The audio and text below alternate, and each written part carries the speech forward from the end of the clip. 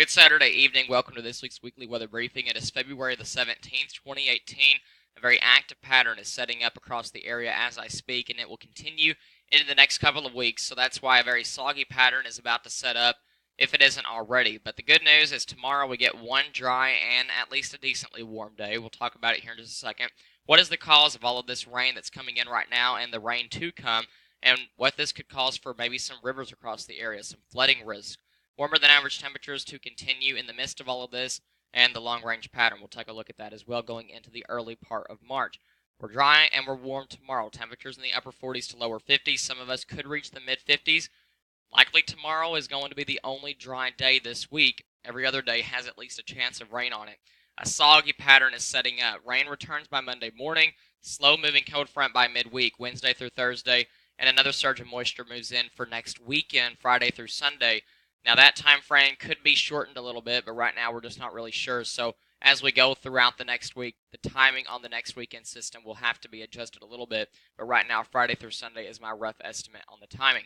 High moisture content is in the atmosphere over the next week and even beyond this week. 7-day rainfall totals are ranging anywhere from 3 to 6 inches across the area, and there will be additional rain in the 7 to 14-day period that I'm not showing you. So there will be additional rain coming in the 7 to 14-day time frame, week 2 from now, and that is something that is going to be added on to the rain that is coming in this week. Here's those Sunday, or rather the Monday morning showers. We see just scattered light variety garden rain showers across the area, so nothing really of significance. But we go into the Wednesday through Thursday time frame, and it changes dramatically. We see a cold front move in. Thankfully, we're not really concerned with severe weather with this event, but notice that we do have some cold air on the very back side of it, so a light wintry mix just to our northwest, but by the time that cold air makes it into our area, temperatures are really going to be above freezing with the rain still falling. So we're not expecting any wintry impacts from this event. If you were to travel just to our northwest, though, there could be some wintry impacts on Wednesday morning and Thursday morning.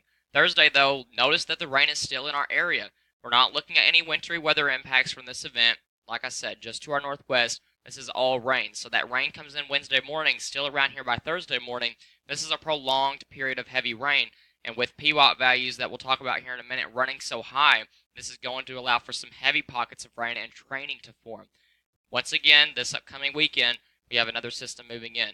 12 a.m. Saturday, roughly this is what the image might look like on radar. And then 6 p.m. Saturday. Don't take the specifics on the timing, just take the specific as far as that the general idea is what I should be saying. The general idea that there will be a prolonged rain event once again this weekend. Now, this axis of heaviest rainfall, it will need to be adjusted between now and that time frame, so of course that's always subject to change. But the overall idea that another rain event is moving in is really all you need to take from this, because after the rain that we got today over the last couple of days, the rain that we get on Wednesday through Thursday, we will not need any more rain by next weekend. And so unfortunately, it does look like that is going to occur. And so really at this point, it doesn't matter how strong that system is. The overall idea is that more rain is coming, and that is not going to be needed on top of the rain that we are about to get and what we have already received. Now, PWAT values is a measure of precipitable water in the atmosphere. So you squeeze all the moisture in the atmosphere into one column, and you get these high PWAT numbers, 1.2 to 1 inches, very high for February. These are usual springtime values around maybe late March, early May, early April, and this is in the middle of February. So some early time frame for this to be happening, but it is, and so we have to be concerned for heavy rain. This is basically just telling us we have a lot of moisture in the atmosphere, so some very heavy rainfall is expected. The 7-day rainfall totals, I usually show you this map at the end of the video, but it fits perfectly in with right now. Over the next week, we could really see anywhere between 3 to 6 inches of rain across the area. Over the last couple of days, the trend of this axis of heaviest rainfall, when we add in all of the systems, the Wednesday through Thursday system and the next weekend system, overall that axis of heaviest rainfall has shifted just a little bit to our northwest, which also implies that the southeast ridge has been getting stronger, which is the main reason for why we're seeing all of this, which is what we're talking about right now. That southeast ridge, it's there, it's strengthening, and we have a very strong northwest trough. This is all pumping in southwest flow into our area. When we see winds turning out of the southwest, really at all levels of the atmosphere, we see a high amount of moisture content and warmer temperatures in the area. Both of those go well together. And we currently have in the teleconnection field a positive NAO, a positive AO, and a negative PNA. All of this is coming together to support a picture that we see right here. So basically this is showing you the 500 millibar, which is well above our heads, the height anomaly. So the higher than normal, the reds, the oranges, the yellows, that's showing ridging or above normal ridging. So more ridging than normal. And then we see colder than normal heights, or at least lower than normal heights in this area, which is signaling a more troughy setup than normal. So this is not showing you where the ridge is and where the trough is. This is showing you who is seeing more ridging and troughing than they normally should see at this time of the year. And so when we have the center of the ridge, which is right here, we have the highest than normal ridging just to the north of it. And then you can tell that we have the northwest trough here. You combine both of those together in the middle of them, you are boxed in. You're stuck. You have a lot of moisture to work with because you have both of them pulling in that southwesterly flow in between the two, and that helps to create a very messy and a very rainy setup. If it were colder, we would be looking at a lot of wintry precipitation, but thankfully we're not. This is all going to be rain. The concerns with this is river flooding. So a flood, by definition, is right here. I'm not going to read the whole thing, and I'm not going to read the whole thing on a flash flood, but I just want you to know the differences in them. I highlighted the main key points in both definitions. So what we are looking at in this event is a flood, where an overflow of water onto normally dry land. And here at the bottom, flooding is a longer term event than flash flooding, and it may last some days or weeks. And a flash flood, that is usually caused by heavy or excessive rainfall, usually during the late spring and the summer time frame, where you have a lot of rain in a short period of time, generally less than 6 hours, and they can occur within minutes or even a few hours of excessive rainfall. So there will be some days in the next couple of weeks where we see a big burst of heavy rain, and then we see maybe a small area of flash flood.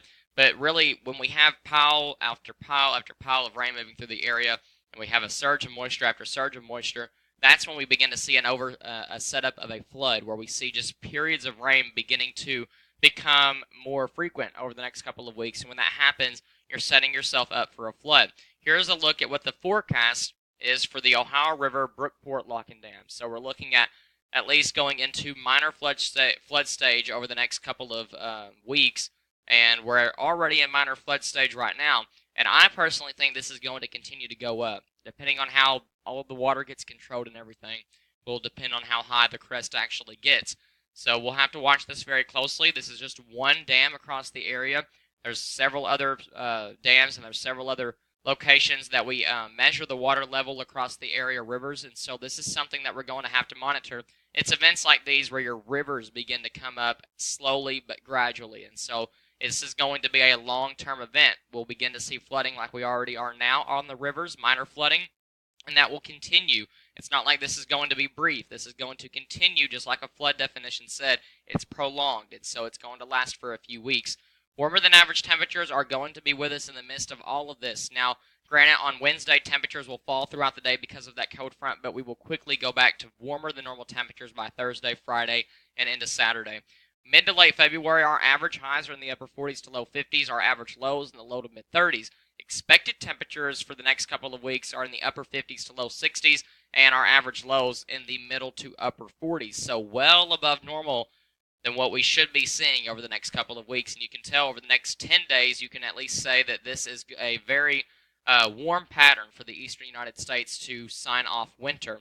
The long-range pattern, however, says that maybe winter isn't completely over for some parts of the country. If you live in the Northeast, winter usually lasts until about late March, early April. So if it's warm now, you can say, oh, well, it might get cold again in March and we'll return to winter. When you live in the southern half of the United States, winter's usually over around late February, early March. So if you're ending February on a warm note, you can usually say, okay, we've transitioned to spring, we're done with winter. But there can always be some flips. There can always be something that goes a little bit different than it usually should go. So early to mid-March, there is the potential that we go back to the below average temperature pattern that we were in for January. The NAO and the AO, which is the North Atlantic Oscillation and the Arctic Oscillation, are turning strongly negative. The PNA is trending positive. So with this happening, then we're looking at this slow teleconnection change, signaling maybe just a very slow but gradual change from warm to cold. And this stratospheric polar vortex split that we saw just a few days ago, this is going to be delayed. The impacts will be possibly until March, if the impacts ever do come. And if they do, they would equal below average temperatures. Well, look at it here right now. The 16-day AO forecast, the Arctic Oscillation, shows that we are right here right now. So we're just around average, but we go strongly negative in the Arctic Oscillation, and we do that same thing in the NAO, the North Atlantic Oscillation. So both of those tanking negative, possibly a very strong signal to go negative by the time we get to the last few days of February, the first few days of March, which tells me that maybe we have a change coming eventually, but it's going to be slow because even in the PNA, the Pacific North American pattern, you can tell that we are looking at this slow but gradual trend north, or rather positive. It's not even really going positive, it's trending positive. So that tells me that maybe a slow transition would be the best way to take this if we ever do go back to that cold pattern. It's really hard to say that we might because we're really locking ourselves in right now for such a warm pattern to end February that you would assume it would break down at some point, but it's really rough to say when, and even really if it does. By the time we see colder than average temperatures come, it's probably going to be still too warm for snow or even ice to be a concern. And so it really depends on the timing. Colder than average temperatures in the end of March are not going to be cold enough for snow and ice. And so that's just how it goes. You have to take a lot of this with caution and keep in mind that we're trying to transition to spring right now. So when it gets colder than average, it's not as cold as it was when it was in January and December and early February. So make sure that you're keeping that in mind. The 15-day temperature, though, you can look at the trends. We go up by Tuesday. We come crashing down, but really it's just for a short time. That's because of that Wednesday cold front and all of the rain that we get with that event. But then, look at that, just by Thursday and Friday, we jump right back up to above average temperatures. This is your highs, by the way, and these are your lows. And you can tell this is the freezing line, the red line.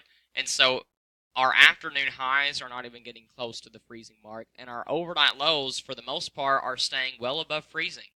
Maybe once we get to the beginning of March, we begin to see, right, like I said, that transition back to maybe some colder than average temperatures. But even then, it would be getting just marginal for snow and ice to be an issue. So I almost want to say that we're done with that, with the snow and ice, the wintry precipitation for the rest of winter. But then again, March can always throw some swings at you and some surprises. So keep that in mind. However, though, warmer than average temperatures, a very rainy pattern is for sure guaranteed over the next couple of weeks.